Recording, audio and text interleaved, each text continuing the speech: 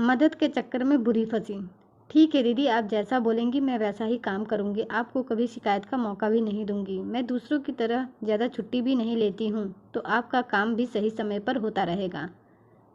आपको इस बारे में चिंता करने की कोई ज़रूरत नहीं है। जब तक ज़्यादा ज़रूरत ना हो मैं छुट्टी नहीं लेती हूँ बिना किसी काम के। देख कमला, मैंने तुझे बहुत सोच समझ कर काम पर रखा है। अगर तू सही से काम नहीं करेगी तो फिर तू देख लेना अपना। अर्चना जी कमला को घर का सारा काम समझा देती है। फिर कहती है कि मैंने तुम्हें सारा काम ठीक से समझा दिया है, फिर कोई गलती नहीं होनी चाहिए। मैं बार बार तुझे हर काम के लिए टोकना नहीं चाहती हूँ। मैंने तुझे जितना काम समझाया है तूने समझा, तो तुझे समझ तो आ गया है ना। अगर नहीं आया है तो अभी मुझसे पूछ ले, फिर बाद में गलती करके मुझसे कहना मत कि आपने नहीं बताया था। मैं तेरे पीछे बार बार घूमकर यह नहीं चेक करूँगी कि तूने कहाँ झाड़ू लगाया कहाँ नहीं लगाया, ठीक से लगाया या नहीं लगाया।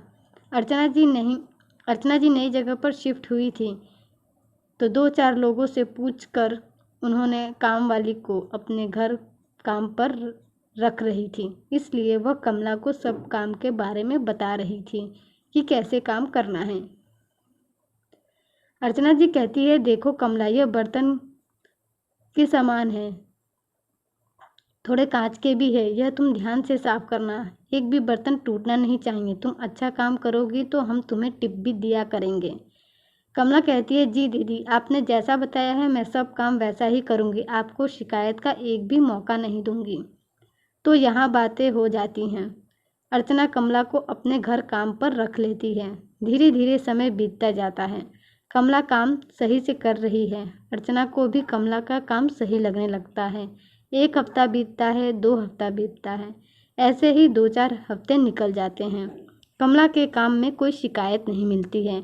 लेकिन कुछ दिन बाद अर्चना देखती है कि कमला कुछ उदास सी दिख रही है। आज तो कमला से पूछती है, कमला आज तुम उदास क्यों दिख रही हो, क्या बात है। कमला कहती है, दीदी मेरी बेटी की तबीयत थोड़ी ख़राब है, पैसे भी ख़त्म हो गए हैं और अभी महीना भी पूरा नहीं हुआ है, और कोई दीदी तो महीना पूरा होने से पहले पैसे भी नहीं देती है। तो वही सोच रही हूँ कि अपनी बेटी का इलाज कैसे कराऊँ, कैसे क्या करूं, समझ में नहीं आ रहा है। बहुत चिंता हो रही है मुझे। अगर समय पर इलाज नहीं हुआ तो पता नहीं क्या होगा। अर्चना जी ने कमला की बात सुनकर कहती है, बस इतनी सी बात है, चलो मैं तुम्हें पैसे देती हूँ। वैसे भी 1 हफ्ते में तुम्हारा महीना पूरा हो ही जाएगा, तो पैसे तो देना ही है तुम्हें 1 हफ्ते बाद या 1 हफ्ते पहले। अर्चना कहती है, जाते समय तुम मुझसे पैसे ले लेना और कभी भी ज़रूरत पड़ती है तो मुझसे बेझिझक बिना शर्माए तुम पैसे मांग सकती हो।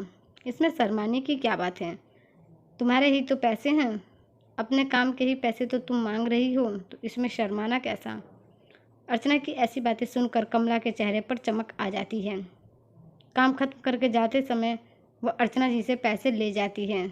एक बार जब कमला अर्चना जी से पैसे मांगती है तो उसका अब हर महीने का ही यह बहाना चलने लगता है कि कोई ना कोई उसके घर में बीमार है, या फिर किसी न किसी बहाने से वह अर्चना जी से पैसे ले लिया करती थी। अब अर्चना जी को कमला की यह आदत बिल्कुल भी सही नहीं लग रही थी, लेकिन वह अब करे तो क्या करे, क्योंकि उसी ने तो उसे कहा था कि कभी भी ज़रूरत पड़े तो पैसे ले सकती है। अब वह उससे कह भी तो नहीं सकती थी दोबारा। यह बात वह अपने पति से कहती है तो उसके पति कहते हैं, देखो इसमें गलती तुम्हारी ही है, तुमने ही उसकी आदत बिगाड़ी है पैसे देकर। तुम्हें पैसों की आदत नहीं लगानी चाहिए थी, तुमने अपने पैर पर ही कुल्हाड़ी मार ली है। अच्छा बताओ, तुमने कितने पैसे दे दिए उसे, ज़्यादा तो नहीं दिए ना।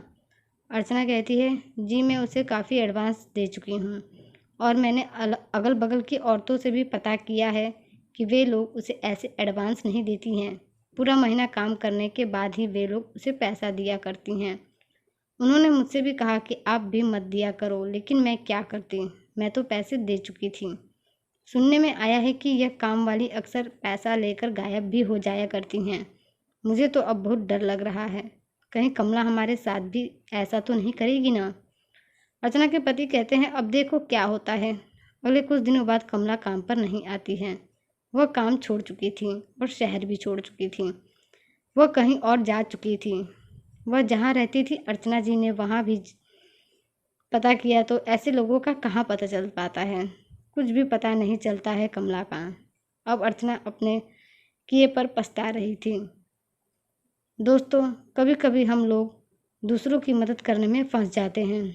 ऐसे चालाक और चतुर लोगों की बिल्कुल भी कमी नहीं है इस दुनिया में।